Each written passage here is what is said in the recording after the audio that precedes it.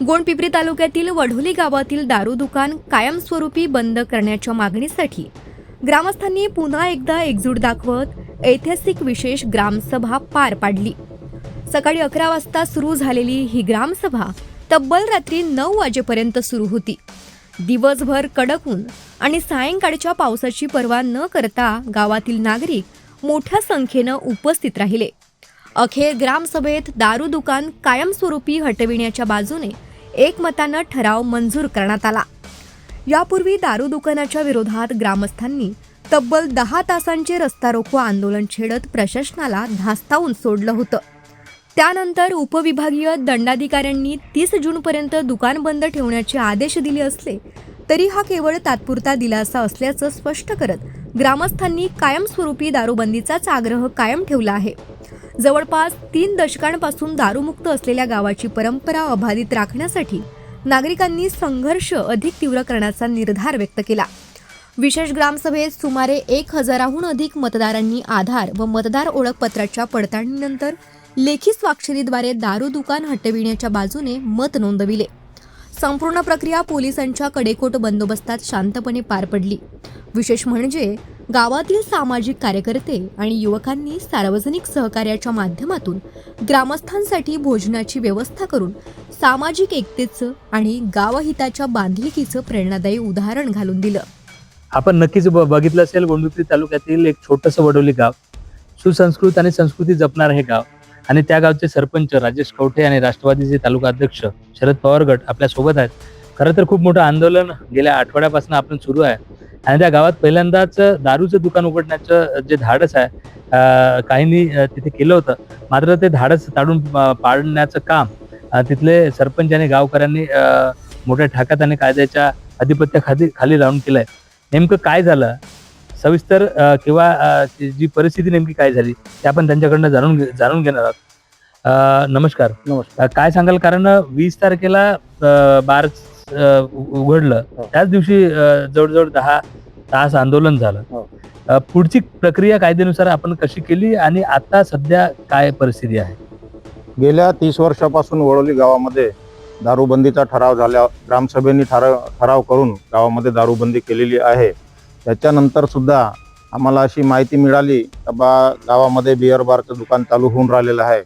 त्याच्यामुळे मग आम्ही फरवरी महिन्यात एक ग्रामसभा घेतली परत त्या ठिकाणी। त्याच्यानंतर आम्ही तो प्रशासनाला ठराव पाठवला दारूबंदीचा, आम्ही ग्रामसभा घेऊन। त्याच्यानंतर कलेक्टर आणि दारूबंदी उत्पादन शुल्क विभागवाल्यांना सुद्धा आम्ही तो प्रस्ताव पाठवला, परंतु त्या प्रस्तावाला केराची टोपली दाखवण्यात आली आणि प्रशासन आमच्या एका गावाला वेठीस धरण्याचा त्या ठिकाणी प्रशासनाकडून प्रयत्न झाला आणि जबरदस्तीनं आमच्या गावामध्ये दारूचं दुकान, बिअर बारचं दुकान त्या ठिकाणी 20 तारखेला सुरू झालं।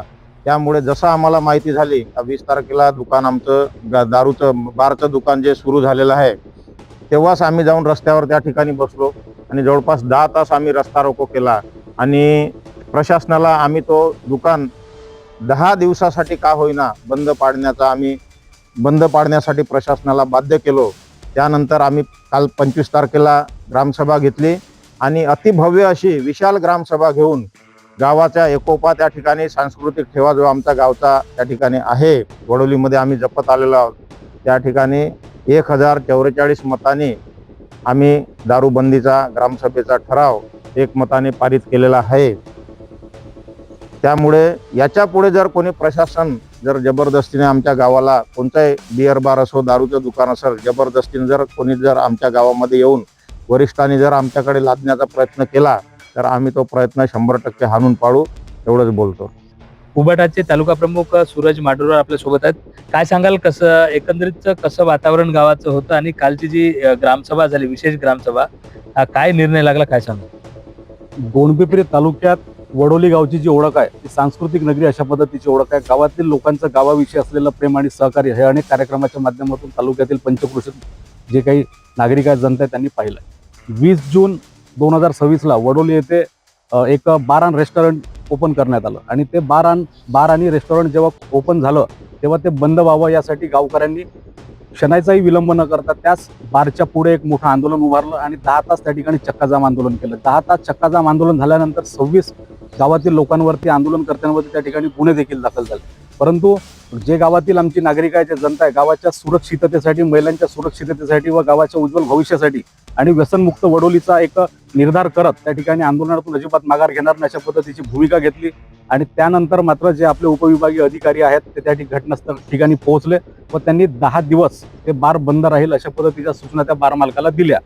त्याच्यानंतर मग 10 दिवस बंद राहील अशा पद्धतीच्या सूचना दिल्यानंतर गावकऱ्यांनी उत्पादन शुल्क विभागाचे अधीक्षक व जिल्हाधिकारी यांची भेट घेऊन त्यांना निवेदन दिलं की वडोली येथे विशेष ग्रामसभेचं आपण आयोजन करावं. त्या दृष्टिकोनातून 25 जून म्हणजे काल त्या ठिकाणी वडोली येथे ग्रामसभेचं आयोजन झालं आणि वडोली येथे जे लोकसंख्या आहे ती 1636 अशा पद्धतीची आहे. त्यापैकी 1044 नागरिकांनी सकाळी 10 वाजतापासून तर रात्र 9 वाजेपर्यंत त्या ठिकाणी स्वतःचे मत नोंदवले, साक्षऱ्या झालं.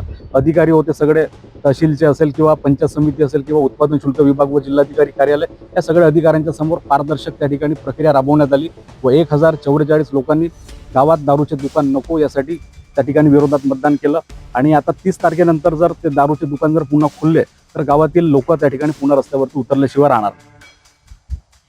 नक्कीच आपण ऐकल्याप्रमाणे ही गावाची एकी खरं तर आहे आणि भारतीय घटनेने जो अधिकार दिला त्या घटनेचा खरं तर पूर्ण वापर करत गावकऱ्यांनी गावात दारू नकोच, नशामुक्त गाव हवा आणि त्यांनी संस्कृतीप्रमाणे चालणारा हा गाव तालुक्यात नक्कीच एक मानाचा मुजरा ठरेल किंवा मानाचा मुजरा करणारा गाव ठरेल असं देखील यामधनं आपल्याला पुढे पाहायला मिळतात. म्हणजे गावामध्ये जी नशामुक्त किंवा जी युवा पिढी दारूमध्ये गुरफटते आहे ती कुठेतरी इथनं थांबली पाहिजे असा एक एकंदरीत हा मानस इथला आहे.